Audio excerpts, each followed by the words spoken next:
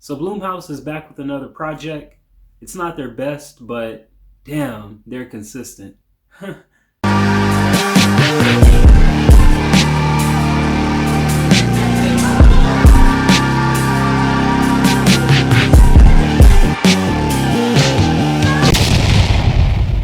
So Fantasy Island is about 5 guests. They get invited to this luxury island that allows your innermost, deepest desire to come true. After it starts turning into a nightmare, they need to figure out what's going on in order to survive. Now, I will say majority of this movie, everyone is in their own separate fantasy and they don't really have time to mingle or speak to each other. And since everyone doesn't really interact, it's hard to determine who's the main character and who's the person we're supposed to be rooting for. The pacing of the first half of the movie is relatively quick, and I think that's good because it kind of matches the style that they seem to be going for. Overall, the characters are pretty shallow, but the way that the movie gets around that is by giving each person their own desire. And they do a good job at displaying a wide variety of what people want. And with all those emotions, I think it keeps things together and allows the movie to stay entertaining. Now, I did feel like the second half of the movie kind of messes things up.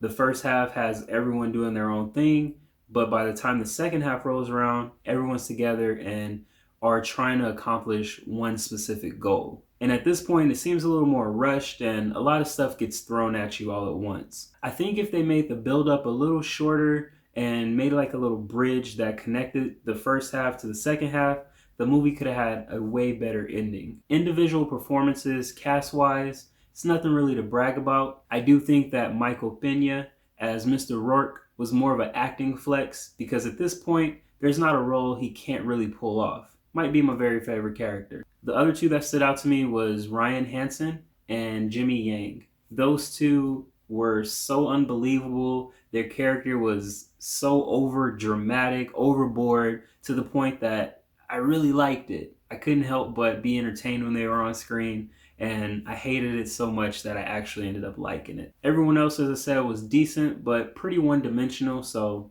nothing really to say about them. If you like movies that are borderline like Saw, then I think you'll like this one as well. I'd say Fantasy Island is a good movie to catch during a matinee. Have you seen Fantasy Island? What'd you think about it? Let me know in the comments below. Also, what's your top 3 Blumhouse movies so far? For me, it's going to be Split, Get Out, and Halloween. As always, don't forget to subscribe, hit the notification bell, and attack the comment section. Peace.